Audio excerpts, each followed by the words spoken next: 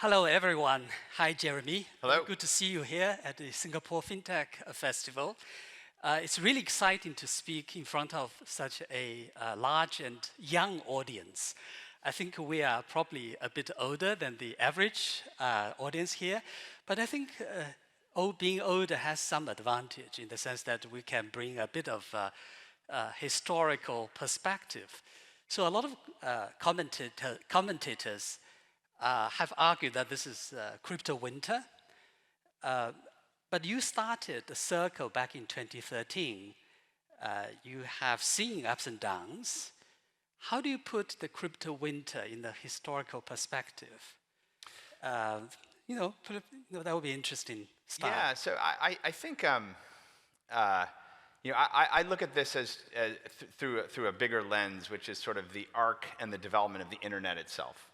And so I also have the advantage of having been involved with developing core technologies in the birth of the commercial internet back in the early 1990s and through Web 1.0 and Web 2.0, and we're now in Web 3.0.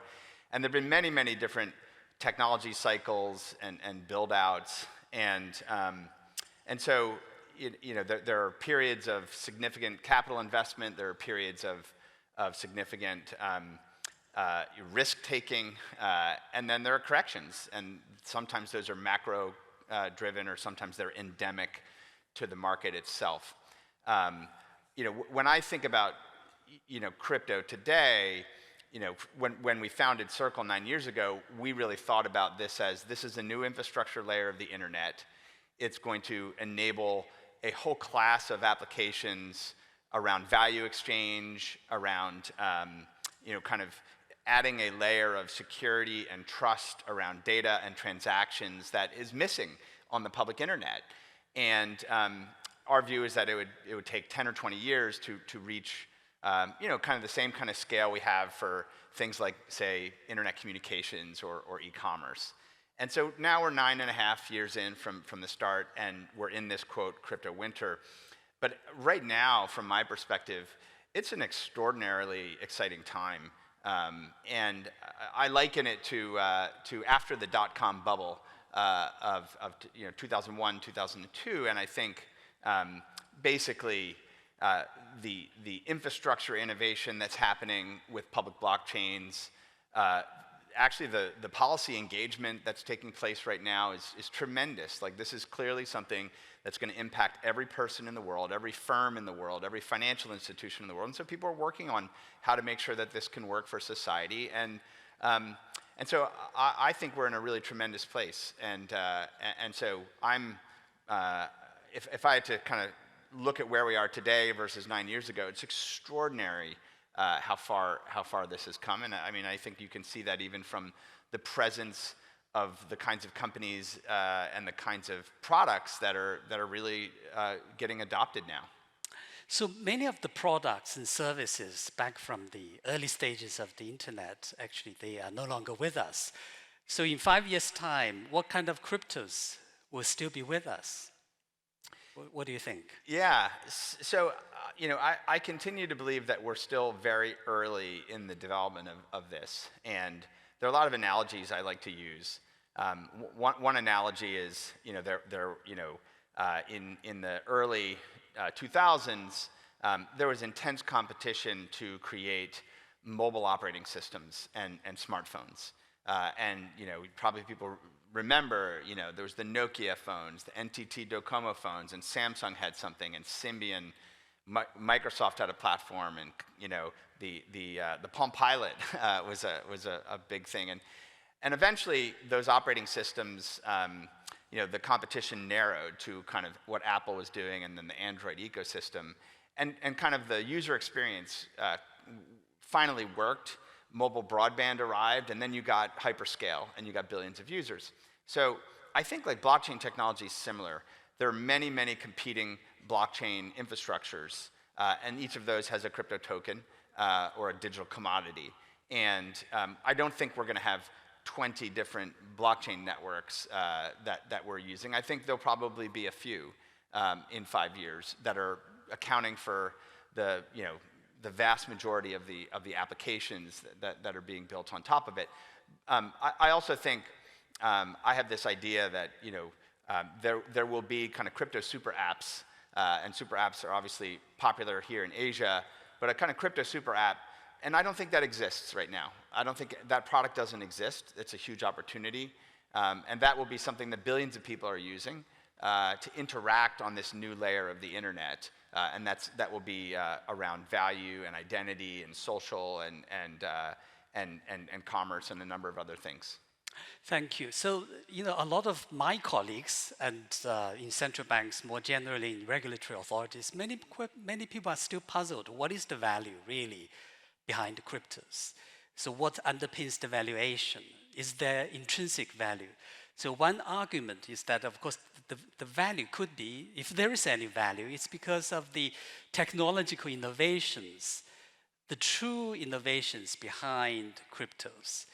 So what is the real legacy of cryptos in 5 or 10 years? In the sense that, do you see how financial services will be organized differently from nowadays? What will be the true legacies of cryptos? Yeah, I mean, there's a lot of pieces to that. So the first thing I would say is you have to first sort of think about, like, these public blockchains are a new kind of operating system infrastructure layer of the internet. And they are incentivized, the security of those networks. It's very important that these are a kind of global public good, that's no government is responsible for it, no single corporation is responsible for it. It's like other parts of the internet. These are global public goods. But these particular types of global public goods have been designed to allow people to have tamper-resistant data, irrefutable transactions, and tamper-resistant code that also can be perfectly audited. That's a layer of capability for society and the economy which is really profound. That's never existed before in an open way, as an open network. And underneath that, there are digital commodities that incentivize the securing of those networks. And so the first thing I would say is digital commodities that have sound money properties, that may be deflationary in nature, I think they're going to grow enormously, like oil, as an example. And I think something intangible, a digital commodity is intangible to people. I think they have to get over that fact. So I think the first is that these digital commodities and digital commodity money, non-government digital commodity money, is going to grow and be very significant, and it is part of securing and building the incentives for society as a whole to operate these networks. Now, on top of that, you can build applications. And so you can build other protocols. And those protocols could be for a social application. Or you could build a protocol, for example, to transact fiat currency on these networks. That's what USDC is. And in that case, that kind of cryptocurrency is a little bit different. It's not itself natively a digital commodity. It's an asset-backed, an asset-referenced cryptocurrency that is based on government debt money. And so in that case, USDC is sort of backed by government debt money, but it allows people to transact at scale on the internet very, very efficiently. And so as I think about the future, I think we'll see rapid proliferation of stablecoins as a particular form of fiat money expression. And I think it will become the preferred form of fiat money that people use in the world because it'll have internet superpowers. And people who like the superpowers that the internet gives them for many things will like the internet superpowers of money.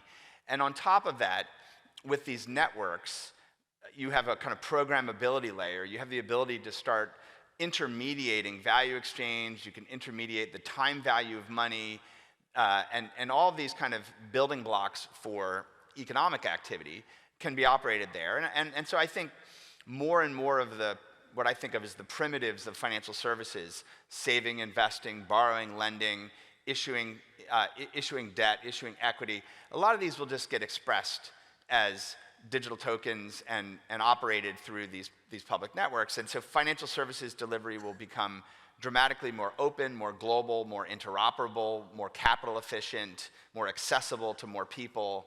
And I think what we've seen with the Internet of Information, we will see with the Internet of Value. And so that's what I see in the next 5 years. So in modern finance, trust is really an extremely important aspect, of how modern societies work. How do you think crypto should evolve service providers in order to maintain or win the trust of the broader society? What is the role of regulation? Because regulation, certainly in the current financial systems, plays an extremely critical role to ensure that systems are safe and sound, not only for consumer protection, but also for contracts to be enforced. And of course, central banks and regulatory community are really trying very hard to put together an effective policy framework for crypto regulation. So you have been dealing with regulators throughout the world. What do you think should be the key ingredients or elements of an effective regulatory framework so that we can maintain some balance between reaping the benefits you have eloquently described, but also to contain the risks? Yeah, there are a lot of issues. I think the first thing I would say is that as a technology, as I said earlier, we're still very early in the development of this. And I think the development of crypto technology and of digital assets and blockchains, it's kind of an evolution of how other technologies on the internet have evolved. It's open source technology. It's in the public domain.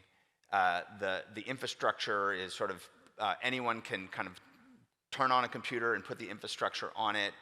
And that has allowed for a velocity of innovation and iteration that's really profound. It's that kind of software eats the world is this phrase that was used a while ago. I think kind of the internet eats the world, and in particular, open networks and open software and open source technology is really key to that.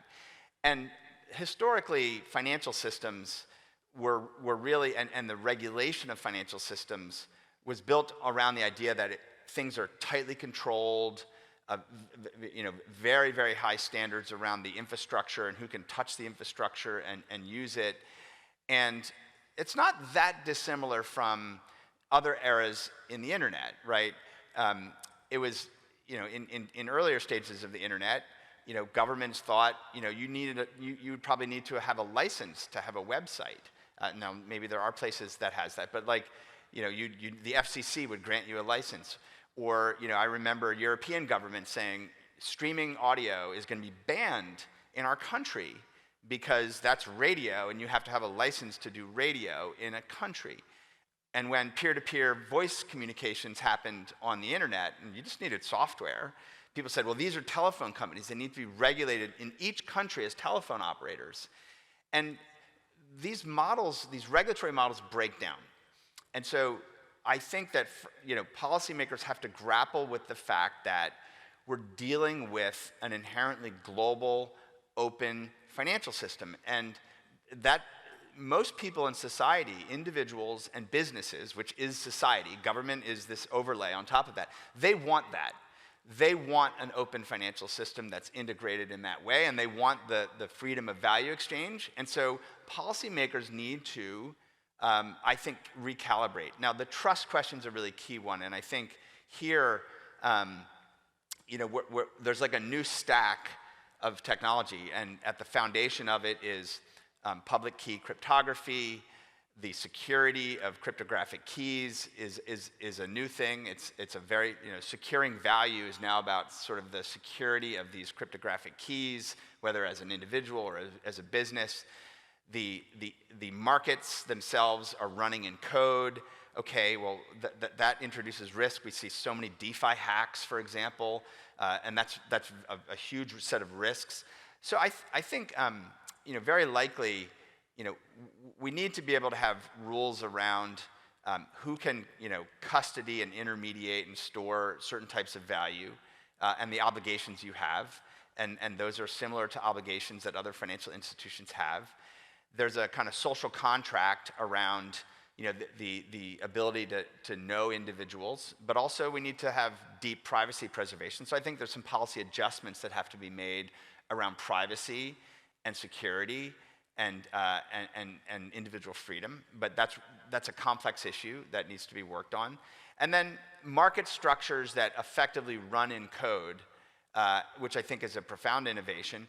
We probably need new standards around the security and the auditing and the testing and the review of something that is going to be used for a capital market transaction, or that's going to be used for a certain type of financial transaction.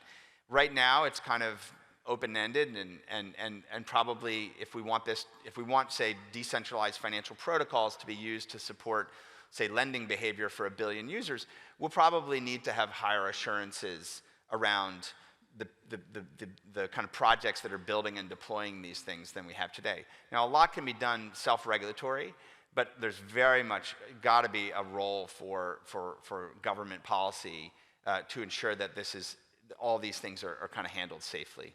So you used some very nice examples of services being provided, globally. Maybe the service provider is located in a foreign jurisdiction, and the services are provided to citizens in other countries. Now, in money and finance, this is an extremely important question because blockchains and cryptos are inherently borderless, whereas we have a global financial system that's primarily connected by connecting national systems. So monetary regimes, financial regulation, these are primarily based on national borders. We have important concepts like monetary authority, monetary sovereignty, and we have national-based regulation supervision. So how do we square that with the inherent borderless nature of cryptos? Traditionally, when we think about financial services, we think about the home supervisors and the host supervisors, and the host and home and the host supervisors have to work together. How do you apply such concepts here in the crypto world? How do we ensure there will be close collaboration across different jurisdictions? Yeah, I think this is going to be one of the biggest struggles for governments in the coming decade. I think the internet wants things to be highly global. Like inherently, it wants things to be highly global and open.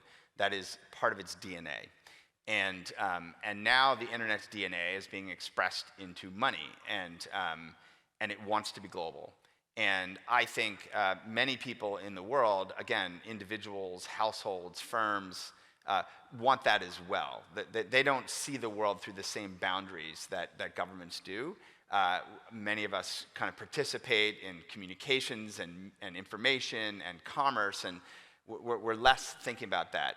And so it does create, I think, very genuine challenges. I think for non-government issued digital commodity money, that's just a fact of life. We now have non-government digital commodity money, and there's going to be demand for that, and that will exist in the monetary supply, and that will grow, and there will certainly be countries that try and say, you're not allowed to do that, but I think people will route around that fairly easily. That's a real thing, and I don't think that's going away.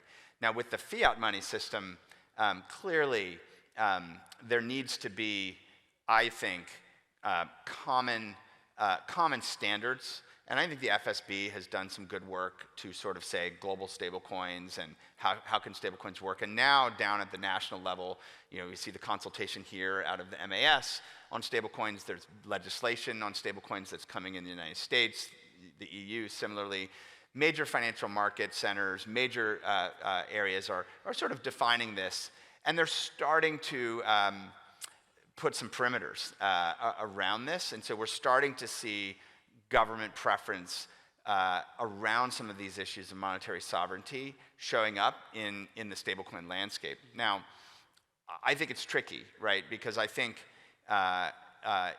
in a world where you have a smartphone and you can download a piece of software and you can kind of vote with your smartphone what global economic system you want to participate in, that does create real challenges. And I don't think you can just legislate that away. And so I think over the long run, this is going to, I think, create a situation where many individuals and businesses are going to kind of gravitate towards a smaller number of kind of highly valued currencies. And we have that in the world of business today, right? The international trade, the amount of the reserve currencies that are used in international trade to settle commercial and corporate transactions. Corporations themselves can kind of freely manage their treasury for the most part in any currency, and many households have the same capability. But I think that will accelerate down to the individual level, and it's going to continue to be a set of complex issues, and I think it's going to put a lot of strain on fiscal policy for many countries who will find that their society is trying to opt into other reserve currencies. Thank you. So finally, we have 2 minutes left. I can't resist asking you about what do you think about central bank digital currency. Certainly, that's something we have been working very, very hard on at the International Monetary Fund, and we work with many central banks on the issue. So what's your take? Can they coexist with stablecoins? Yeah, the way I think about this is, there's kind of the open internet and private sector innovation and open source innovation, and there's a two-tiered banking system, right, where you have private sector. Most money in the world today is issued privately. Like 95% of money is issued privately, and so I think the pattern of both payment systems and electronic money and digital currency will probably follow that. I think probably 95% of money in circulation, including digital currency, will be privately issued. And now we're seeing good regulation around private digital currency models like stablecoins. The technology's here and evolving very rapidly, and I think with that regulatory clarity, that will achieve internet scale in the next 2 to 3 or 4 years, and billions of people will be using that kind of digital currency, and I think that will happen pretty fast. I think that will happen much, much faster than the rollout of central bank digital currency.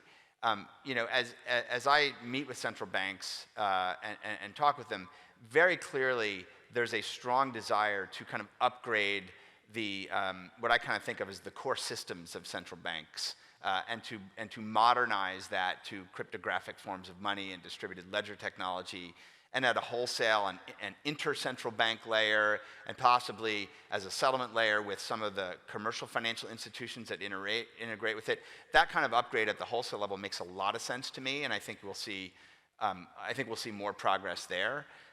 There will be some societies where there's strong efforts to kind of mandate a retail technology, but I think for most of the world, they'll prefer to work with privately issued digital currencies.